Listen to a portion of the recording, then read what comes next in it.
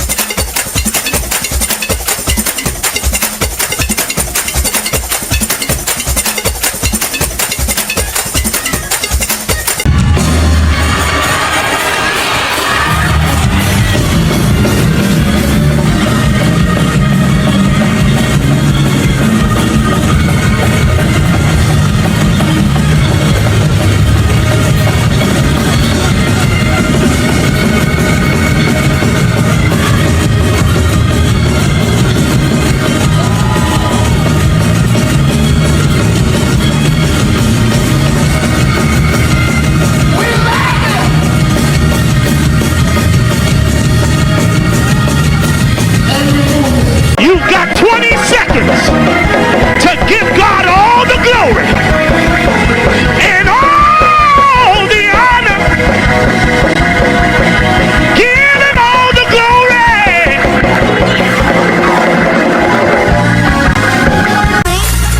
Then we dance. Then we run. Then we run. Then we run. Then we run. Then we dance. Then we run. Then we dance. Then we run. Then we dance. Then we dance. Then we dance. Then we dance. Then we dance.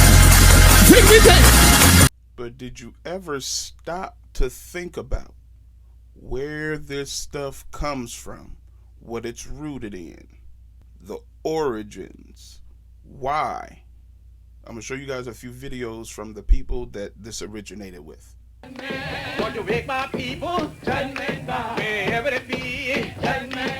From the start, Africans in America dance. As the old song says, give me the knee bone bent. In Africa, if your knees are bent, you're alive. If your legs are straight, you're dead. They might as well bury you. One of the first dances slaves create is the ring shout. The ring shout is a spiritual experience. Dancers bless their lives as they move, including their labor, digging potatoes, picking cotton, or rocking the baby. Ralph Ellison, the 20th century writer, called these dances America's first choreography. For white Americans, this is a new kind of body language that for them is tremendously exciting. To put your elbows out, to plant your feet flat, to be able to move your knees and your hips. It's threatening, it's scary. Some of them tell their children not to do it, but it's starting to become part of the national culture.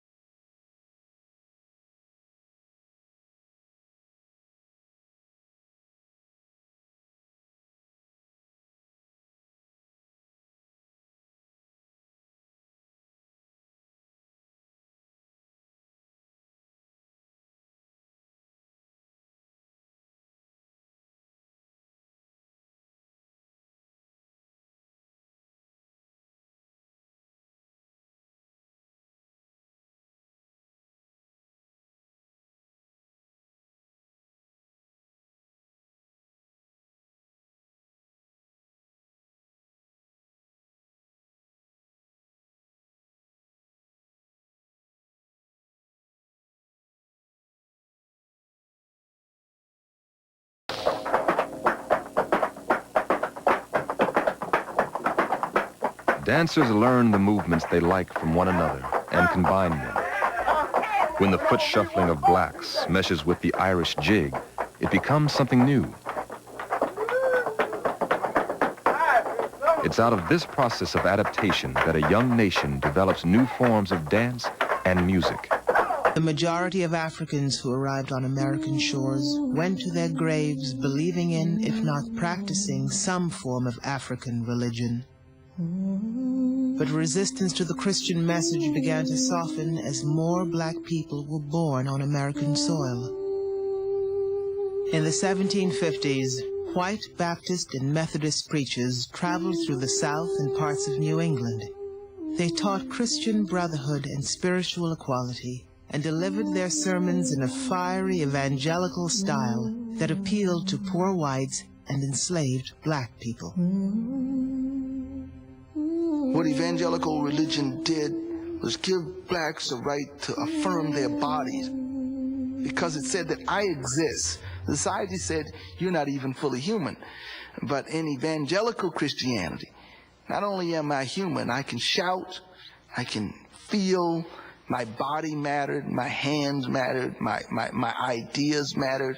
I felt it. It gave them a religion of feeling. It gave them a religion of physical identification that I think made it more meaningful. It wasn't just doctrine, creeds that you believed in. It was what you felt. The combination of message and presentation was unlike anything that had come before. Thousands flocked to hear the gospel in what became known as the Great Awakening. For black people in North America, the awakening opened a door through which they first took Jesus as their own, and through which they let him take them. Over generations, it would become a powerful and lasting bond. There was something in the message of Christianity. There was something in the religion of the oppressors that they saw that was deeper than even the oppressors' presentation of that. I mean, for example, the slaves had this saying that there must be another Bible within that Bible. Black people did not assume the Christianity of their oppressors. The Christianity that black people assumed was a Christianity that they created out of the interaction with the Christianity that was presented to them, and the Christianity that they re-evaluated and reconfigured to fit their needs.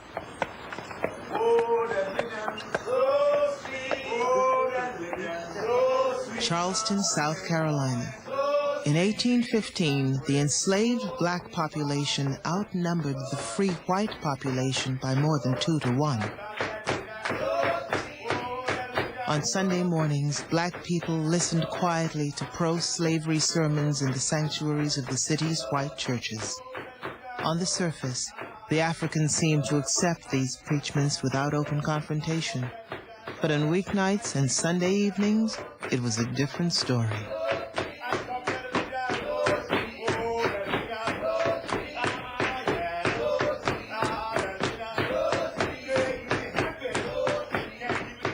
During slavery, secret meetings served as a place where black women and men could worship God in the way that they saw fit.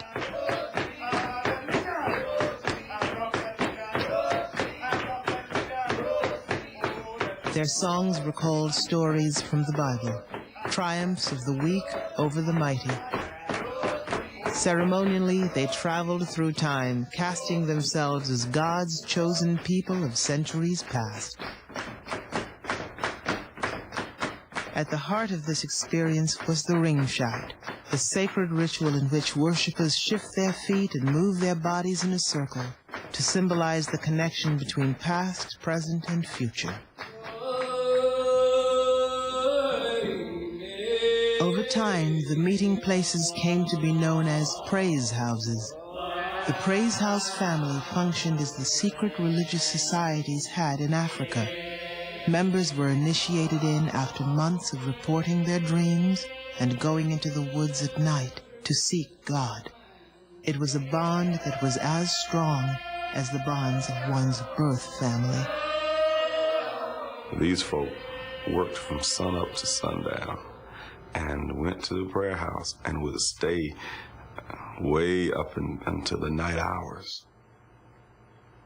It had to be valuable, not just as a time of release, but as a time of community, as a time of being with people who know your everyday burdens and struggles and woes, as a time of being with folk who know what it means to know things ought not be as they are.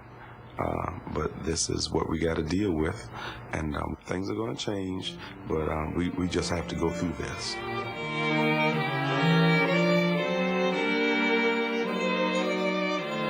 During slavery, the Praise House was a place in which black people could nurture their faith that a better day was coming.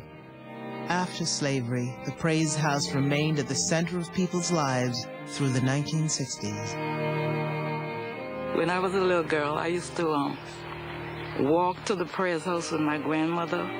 When we get there, they start the service, and some of the elders, they lead a hymn, and the ladies, they'll sing spirituals.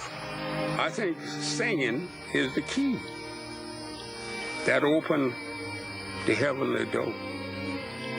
And when they start singing, then it looked like everything would open up. Where it was dark, it would become light.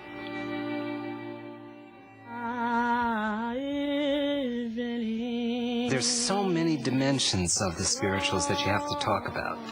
And some songs lean more towards hope, some lean more towards despair, but those dual poles are always there, and it's one of the amazing things about the songs. They danced outside the Praise House following Sunday service. Enslavers looked on thinking they were praising the Lord, but something deeper was happening at this ring shout. Sunday service was over, so it was time to shout outside the Praise House.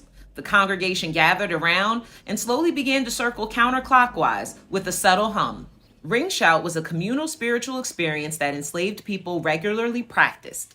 It was a beautiful medley of call and response singing and dancing.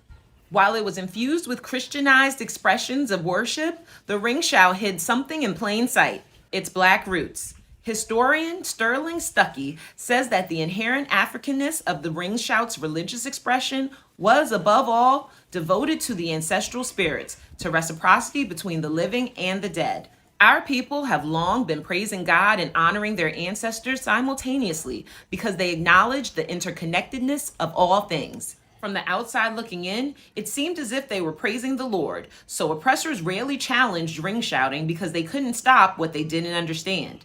The ring shout persisted for generations, even influencing the worship style in many black churches today. The exact thing that you guys just seen in all of those videos is this: the Bakongo Cosmogram. This stuff is rooted in witchcraft, accessing different spiritual worlds, talking to the dead ancestors. So when they do the ring shout counterclockwise, that's what they're doing. They are accessing different worlds, spiritual realms, the worshiping of ancestors. But check this out. The ring shout is a spiritual expression in dance.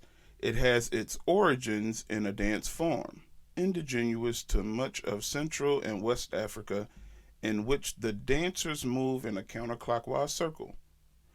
Wherever in Africa the counterclockwise dance ceremony was performed, Sterling Stuckey wrote, the dancing and singing were directed to the ancestors and gods. The tempo and revolution of the circle quickening during the course of the movement. The ring shout, as practiced by slaves, was a religious activity with Christianity augmenting the African elements. From the cakewalk of the 1890s to breaking in the 2000s to dancing and shouting at black churches every Sunday, ring shout is still present and still evolving today. So knowing this information, what do we then do? We line it up with the Word of God. But first, I want to tackle this thing about David danced. 2 Samuel 6:14. And David danced before the Lord with all his might, and David was girded with a linen ephod. So no, David didn't dance out his clothes. So we can cancel that one. So David and all the house of Israel brought up the ark of the Lord with shouting and with the sound of the trumpet. So since we know that the context matters, David danced because... All right, now let's take a little journey. Galatians 5:20. Idolatry, witchcraft, hatred, variance, emulations, wrath, strife, seditions, heresies, envyings, murders, drunkenness, revelings, and such like, of the which I tell you before, as I have told you in times past. They which do such things ain't gonna inherit the kingdom of God. And we already seen that the ring shout, everything that we talking about right now, is rooted in idolatry and witchcraft. Jeremiah 10:2. Thus saith the Lord, learn not the way of the heathen. Why was he telling his people that? Because they serve other gods. They don't belong to the true God. Leviticus 19:31. Regard not them that have familiar spirits. All right. Neither seek after wizards to be defiled by them. I am the Lord your God. Isaiah 8:19. And when they shall say unto you, seek unto them that have familiar spirits, and unto wizards that peep, and that mutter, should not a people seek unto their God, for the living to the dead, to the law and to the testimony? If they speak not according to this word, it's because there is no light in them. Leviticus 20:6. And the soul that turneth after such as have familiar spirits, and after wizards, to go a whoring after them, I will even set my face against that soul, and will cut him off from among his people. Sanctify yourselves, therefore, and be ye holy, for I am the Lord your God. Deuteronomy 18:10. There shall not be found among you anyone that maketh his son or his daughter to pass through the fire, or that uses divination, or an observer of times, or an enchanter, or a witch, or a charmer, or a counselor with familiar spirits, or a wizard, or a necromancer. For all that do these things are an abomination unto the Lord. And because of these abominations, the Lord thy God doth drive them out from before thee.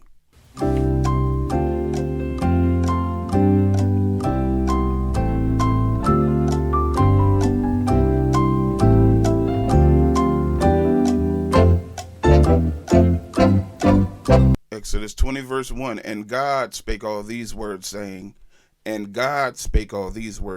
one more time. And God spake all these words, saying, this is the law of God. I am the Lord thy God, which have brought thee out of the land of Egypt, out of the house of bondage. Thou shalt have no other gods before me.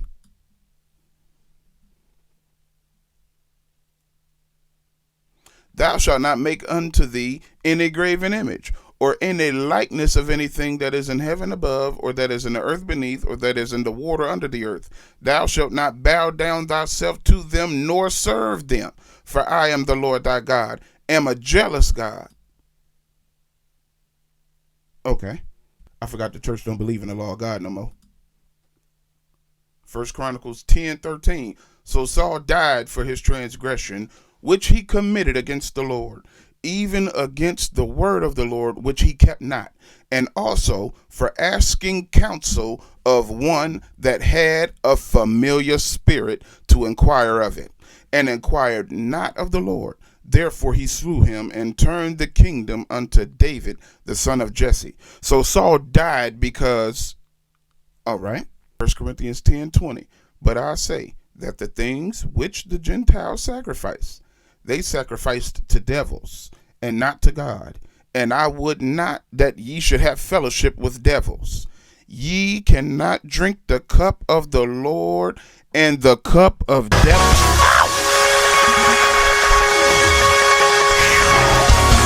Ye cannot be partakers of the Lord's table and of the table of devils. Do we provoke the Lord to jealousy? Are we stronger than he? Okay. John 4:20, our fathers worshipped in this mountain, and ye say that in Jerusalem is the place where men ought to worship. Jesus saith unto her, Woman, believe me, the hour cometh when ye shall neither in this mountain nor yet at Jerusalem worship the Father. Ye worship ye know not what. We know what we worship, for salvation is of the Jews. But the hour cometh, and now is, when the true worshipers shall worship the Father, not only just in spirit, but in spirit and in truth. For the Father seeketh such to worship him. God is a spirit, and they that worship him must worship him in spirit and in truth. Deuteronomy 12:30. Take heed to thyself, that thou be not snared by following them.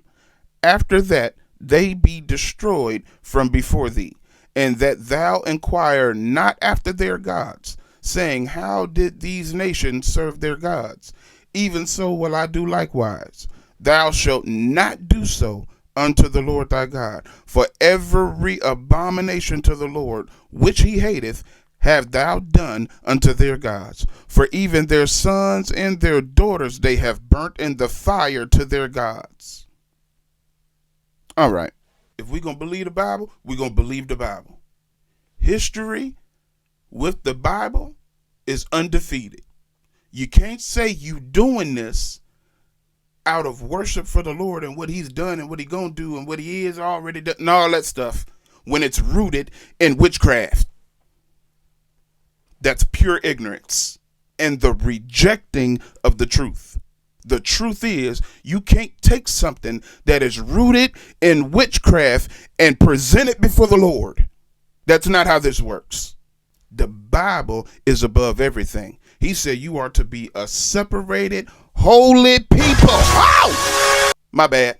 Come out from among them and be separate, saith the Lord, and touch not the unclean thing. And then we don't do hoodoo, we don't do voodoo, we don't do worship of ancestors, we don't do dancing for the dead, we don't do that traveling through spiritual realms and all of that. We worship